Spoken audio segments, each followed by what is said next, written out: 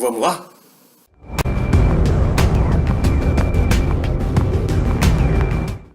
Precisamos falar sobre o cyberpunk. Vocês sabem o que é isso? Então, cyberpunk é um subgênero da ficção científica.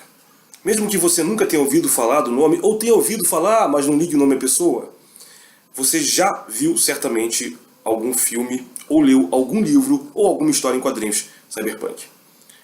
Para dar alguns exemplos para vocês. Cinema, um precursor do cyberpunks? Blade Runner.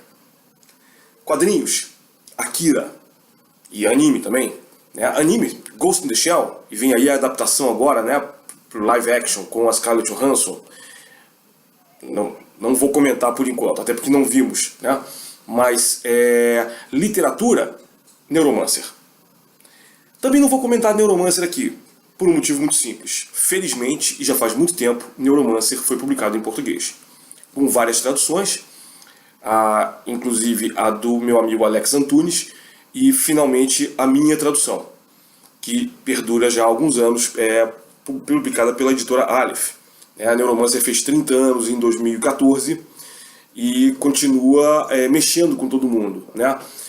E Neuromancer talvez não, né? Neuromancer realmente é o exemplo mais forte e mais claro do cyberpunk. Toda vez que a gente fala em cyberpunk, a grande referência na literatura é Neuromancer. Mas Neuromancer é tudo o que se pode dizer sobre o cyberpunk? Esse subgênero é muito grande e nele parecem caber ainda mais pequenos subgêneros. Não sei se é assim, a gente diria assim. Por exemplo, alguns livros também já clássicos, como The City Come a Walking, do John Shirley, que saiu anos antes, saiu em 1980, Neuromancer é de 84. E numa reedição mais ou menos recente, William Gibson chamou esse livro do John Shirley de O Paciente Zero do Cyberpunk. Ele não está errado. Ali a gente já vê algumas coisas muito específicas do Cyberpunk, que é uma cultura hacker, uma cultura rock and roll, principalmente punk rock. O Shirley teve uma banda de punk rock. Né? Inclusive a banda se chamava de Panther Moderns, né? Em homenagem aos Modernos Panteras, que é um grupo de hackers e de mídia tática que o Gibson cria em Neuromancer. Mas também não tem só isso. Você vai encontrar várias outras histórias que têm outros tipos de tecnologia que não só a cibernética, apesar do nome ser cyberpunk. Né? E aí é que entra o nosso livro de hoje. É este aqui. Mirror Shades. A antologia cyberpunk. Essa antologia foi editada pelo Bruce Sterling, que é o mentor intelectual do cyberpunk. O movimento cyberpunk, a gente hoje costuma chamar de movimento cyberpunk, mas na verdade eles chamavam-se apenas de The Movement, o movimento. Nesse prefácio, no prefácio dessa antologia, o Sterling escreve basicamente o que vai ser considerado depois o manifesto cyberpunk. Então ele vai colocar várias coisas aqui para explicar o que é o cyberpunk. Ele não entra numa coisa totalmente histórica, tá? Mas ele coloca umas coisas interessantíssimas, tipo o que é que os cyberpunks aproveitaram da literatura de ficção científica que veio antes deles. Por exemplo, eu vou pegar só duas passagens pequenas aqui, onde ele diz: da New Wave, a tensão das ruas, de Harlan Ellison, o brilho visionário de Samuel Delany, a loucura galopante de Norman Spinrad e a estética rock de Michael Moorcock, a ousadia intelectual de Brian Aldiss e, sempre, J.G. Ballard.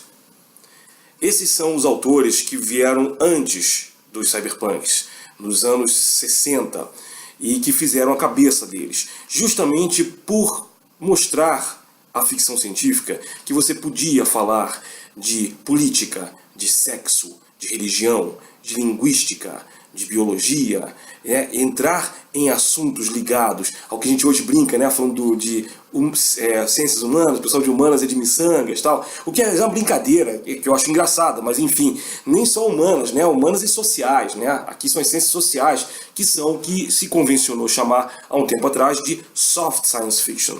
em contraposição à ficção científica hard, que é justamente aquela que tenta trabalhar com a ciência mais agudamente colocada, né? Por exemplo, matemática, física, naves espaciais, elas não podem ultrapassar a velocidade da luz, mas a gente também sabe que desde o começo da ficção científica, desde a Space Opera de Edmund Hamilton, na década de 30, e os quadrinhos, né, Flash Gordon, do Alex Raymond, você tem maneiras de se tangenciar isso e criar o que a gente chama de plot devices, que são dispositivos para avançar a trama.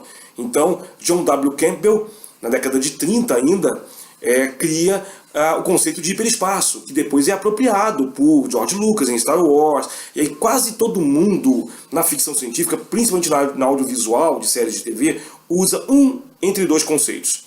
Hiperespaço, que Star Wars usa, Star Trek usa, embora use outro nome, velocidade de dobra, ok, mas é o mesmo conceito. Ou wormholes, que aí você tem Star Trek Deep Space Nine, por exemplo, Stargate, né? Então você tem várias séries, aos poucos, Babylon 5 também, que sempre usam wormholes para tangenciar, né, para abrir caminhos para as suas viagens.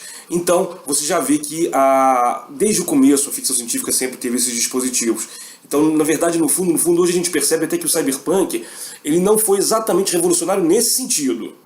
Ele apenas pegou a soft science fiction e elevou a uma oitava acima, para a gente usar uma metáfora de música, né? Eu queria falar mais uma coisinha aqui, se é que eu vou conseguir achar, que é justamente a questão do que seria os cyberpunks na definição do Stirling, tá? Os cyberpunks seriam, talvez, a primeira geração a crescer não somente dentro da tradição literária da ficção científica, mas em um mundo verdadeiramente de ficção científica. Para eles, as técnicas da FC Hard clássicas, extrapolação, a alfabetização tecnológica, não são só ferramentas literárias, mas um auxílio para a vida cotidiana.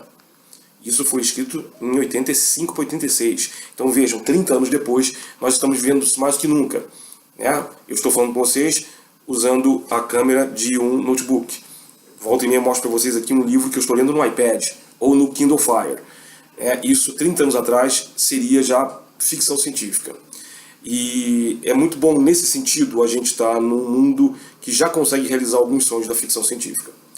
Mas os cyberpunks não são só isso. Cyberpunks são exatamente o que foi falado ali, a loucura visionária, a busca de outros caminhos, que podem envolver drogas ou não. Por exemplo, quando a New Wave tinha a questão do psicodelismo, né? Quem leu Neuromancer vai ver que há consumo de drogas na história, mas a principal droga, entre aspas, aí é o ciberespaço, ou os implantes cibernéticos que a Molly Millions, né, a guarda-costas do Hacker Case, tem. E aqui também tem a mesma coisa, né? No Mirror Shades, vocês vão encontrar uma série de contos que vão trabalhar todo esse espectro de pensamento e de ação cyberpunks. Então vamos começar aqui. Eu não vou falar todos os contos, tá? Eu vou falar rapidamente para vocês aqui. Tem 1, 2, 3, 4, 5, 6, 7, 8, 9. Eu tinha gravado, mas esqueci o número. 12 contos. São 12 contos aqui dos principais autores da ficção científica cyberpunk. Eu só vou falar o nome dos autores aqui rapidamente.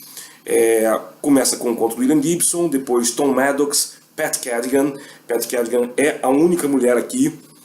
A ficção científica sempre foi um gênero meio machista, meio não, muito machista, né? E agora não, agora está abrindo para uma infinidade de autoras, e eu vou falar muito de autoras aqui em breve, aguardem. A Pat Cadigan é um ídolo pessoal meu. Ela foi chamada na época, né, recebeu o cognome de Rainha do Cyberpunk. Não é à toa. Tá? Eu vou falar dela daqui a pouco aqui do Rock On, que é o conto dela. Também temos Mark Laidlaw, que eu tive o prazer de conhecer pessoalmente em Seattle em 2013, e que, para quem não conhece ele no Brasil, ele teve um livro publicado no Brasil, que se chama A Usina Nuclear de Papai, que é uma comédia cyberpunk muito engraçada. O Laidlaw é o criador do jogo Half-Life. Então, para quem curte games, fica aí a dica, tá? Temos também James Patrick Kelly, Greg Bear, Louis Shiner, John Shirley, Paul DiFilippo. E os outros últimos contos aqui são parcerias, são duplas, coisas que a gente tem raramente na ficção científica, mas aqui foram muito bem feitos, né? 2 contos com um conto a 4 mãos do Stirling com Gibson e outro do Stirling com Louis Shiner. Então vamos falar aqui dos contos que eu gostei mais, de novo seguindo aquele meu critério. Eu acho todos os contos aqui da antologia bons, não acho que tem um conto ruim. Mas eu escolhi alguns contos, não só porque eu gosto deles, porque também dá para vocês terem uma ideia do que foi o cyberpunk quando ele surgiu. A antologia Mirror Shades é de 1986. Os principais livros cyberpunk são feitos mais ou menos entre 84 e 87, 88. Tá? Todos esses autores aqui escreveram algum livro nessa época, nessa faixa de tempo. Então, por exemplo, o primeiro conto do Ian Gibson chama-se The Gernsback Continuum. Esse é um dos melhores contos de ficção científica que eu já li na minha vida. Ele é um conto muito simples. Ele é uma brincadeira assumida, tá? Com o conto Encontro Noturno do Ray Bradbury.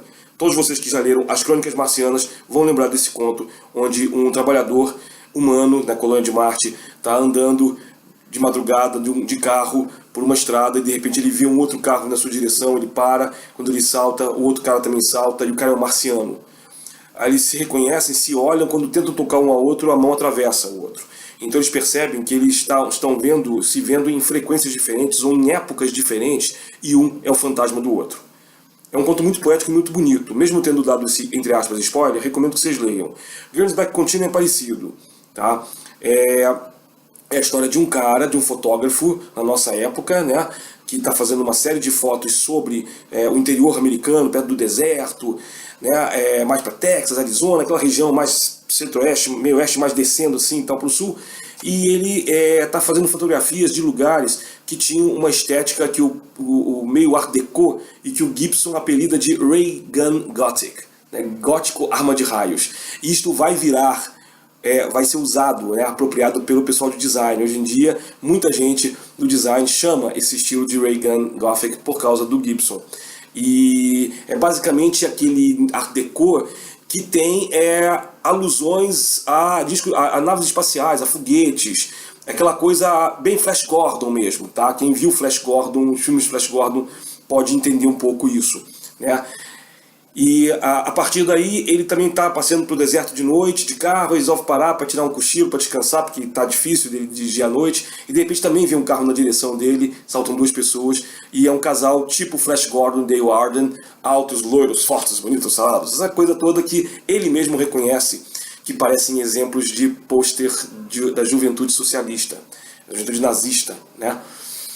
E aí ele fica meio assustado, e quando ele começa a perceber que eles realmente não são também da nossa realidade, seria uma realidade alternativa. E ele chega a ver inclusive a cidade, uma cidade para onde eles estão olhando, que é uma cidade que não existe no nosso mundo, e é uma cidade bem Flash Gordon mesmo. E é apenas isso o conto. É quase que um mood piece, como a gente diz hoje em dia, né?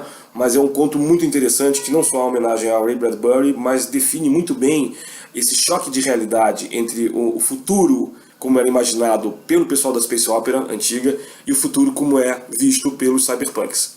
É um futuro mais dark, mais sombrio, com muita tecnologia, mas também com muito sofrimento. Não é muito diferente do que temos hoje, infelizmente. Rock On, da Pat Cadigan. Ele vai fazer uma outra coisa, né? A Pat, ela é interessantíssima. Esse conto aqui faz parte do universo dela, do livro Sinners. E Sinners, é claro, é um trocadilho, é Sinners com Y. Vai colocando no primeiro momento que o Sinner é um pecador, mas ao mesmo tempo é uma pessoa que usa uma espécie de sintetizador que está vinculado também a um implante e que faz com que as pessoas não só toquem música, mas tenham uma experiência também de viagem meio psicodélica, né? E que é uma coisa que mexe profundamente com o sistema nervoso da pessoa. E aqui é uma história que tem muito a ver com muitas histórias de ficção científica cyberpunk dos anos 80, Schismatrix, do Bruce Sterling, de Artificial Kid também dele, Neuromancer, The City Comes a Walking. Todos eles envolvem protagonistas que precisam de fugir de alguma coisa. Ou estão fugindo da Yakuza japonesa, ou estão fugindo de ex-amigos que viraram inimigos, que querem matá-los. É sempre uma fuga para não morrer, né? Já notaram como é que tem alguns clipes dos anos 80 de música? Susie and the Banshees, por exemplo.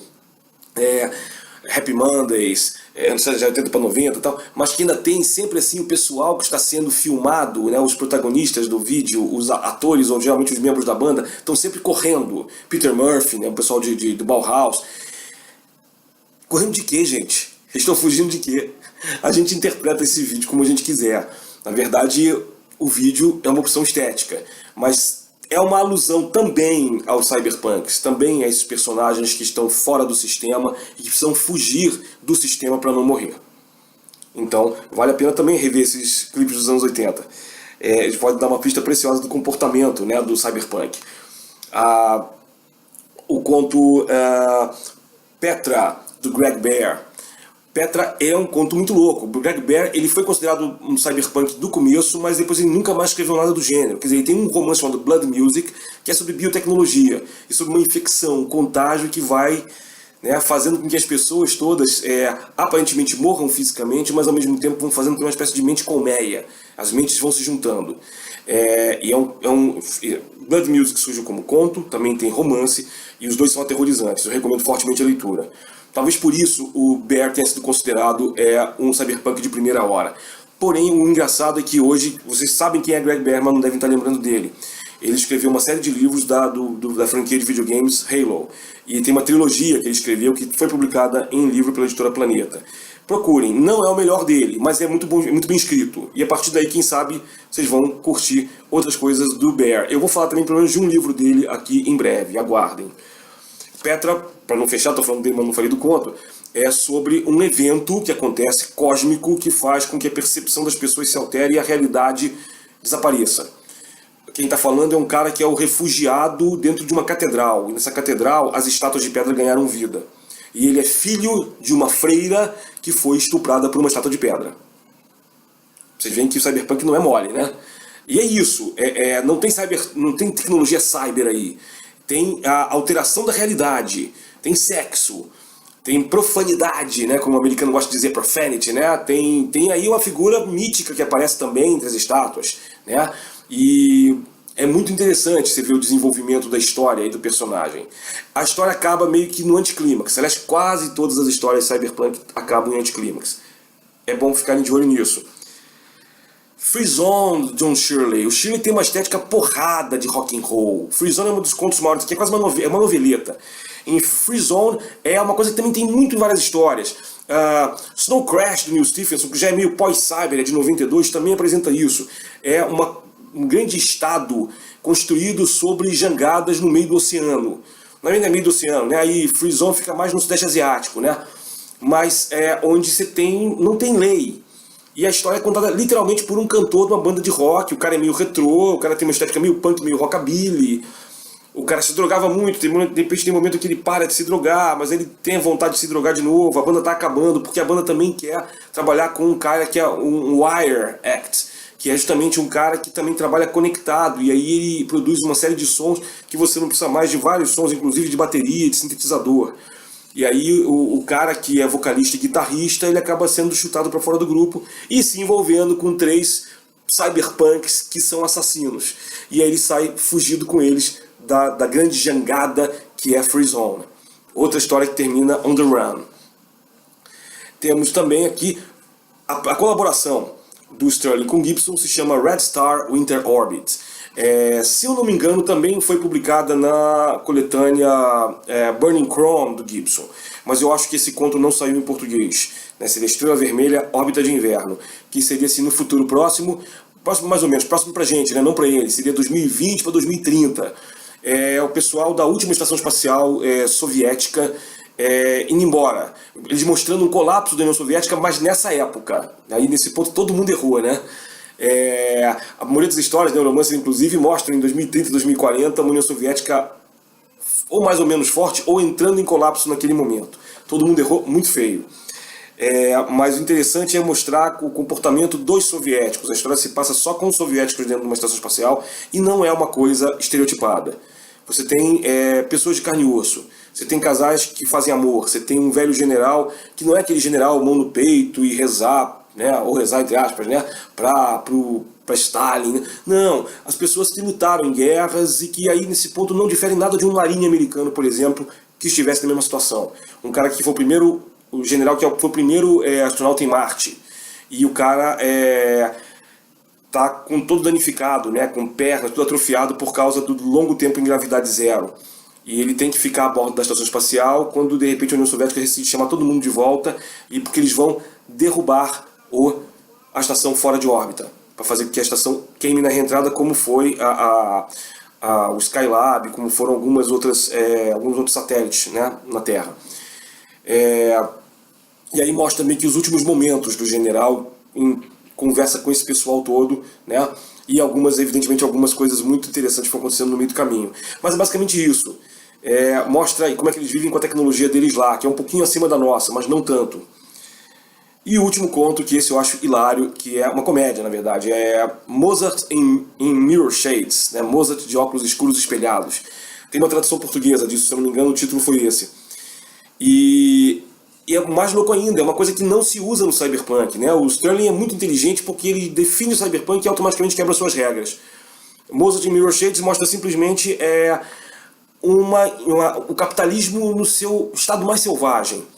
Mostra um pessoal na Salzburg do século XVIII, na época de Mozart, mas é um pessoal da nossa época que conseguiu descobrir como funciona a viagem do tempo e eles estão fazendo isso para entrar em universos paralelos e explorar até o limite de suas riquezas. Esse é um conto que hoje em dia dá uma certa raiva de ler, mas ele tenta trabalhar de maneira cômica, principalmente com os personagens de Maria Antonieta e Robespierre, Thomas Jefferson, meio que um alívio cômico aí. E Mozart, o próprio Mozart, que nesse universo ele já tinha composto algumas músicas, ele está há 8 ou 9 anos de morrer, mas ele para de compor porque mostram para ele a música de hoje. E ele diz, porra, não posso fazer mais música. Até que alguém convence ele assim, não bicho, se tu pegar uns sintetizadores e trabalhar isso, de repente eu consigo o green card da nossa época, tu volta pro presente com a gente, e tu vai ser um puta artista do caralho lá. E ele arregala o olho e fala assim, tô dentro. É isso que é maravilhoso nesse conto, tem uma parte cômica. Mas também tem uma parte bacana, tipo Queda da Bastilha, que acontece aí, que eu não vou contar pra vocês não, vou deixar que vocês descubram. Né? É isso, eu falei de uns 5 ou 6 contos, os outros todos também são muito legais de ler. Eu reli essa antologia toda em 3, 4 dias. Ela tem, não é muito pequena, não é muito grande, ela tem 239 páginas no original em inglês, né? E é simplesmente incrível. Falei que foi traduzido em português, o livro inteiro foi traduzido em português de Portugal, na coleção Argonauta, como Reflexos do Futuro. Infelizmente a tradução não é muito boa. Eu não vou entrar em detalhes, mas até os meus amigos portugueses sabem disso. As traduções da Argonauta, de modo geral, tinham vários problemas. Não é porque porque o português continental é diferente do brasileiro. Não. Houve problemas, sim. Não lembro de nenhum problema específico no caso do Mirror Shades. Mas mesmo que vocês queiram ler em português de Portugal, eu não acho essas edições da Argonauta, quase tudo está esgotado. A Argonauta acabou há poucos anos. Né? Ela produziu mais de 300 livros e a Península Ibérica sempre traduziu muito, Portugal e Espanha sempre traduziram muito, então Portugal traduziu mais livros do que nós provavelmente jamais traduziremos, mas infelizmente essas edições já estão meio que fora do nosso alcance, então vale a pena a gente ficar de olho no que tem em inglês agora e se vocês quiserem chegar nas editoras que vocês leem, das quais vocês são fãs, dizer assim, tem um livro aí que talvez vocês devessem publicar, talvez seja interessante. Espero que vocês tenham gostado e até o próximo programa. Gostaram do programa? Então assinem o canal, deem like na nossa página do Facebook e vamos bater um papo, vamos conversar. Como sempre, dicas, conselhos, sugestões, críticas, puxões de orelha, complementações. Alguns colegas têm passado pra gente links de onde encontrar os livros ou as referências que eu vou dando aqui também. Por favor, passem pra mim, vamos conversar. Um abraço.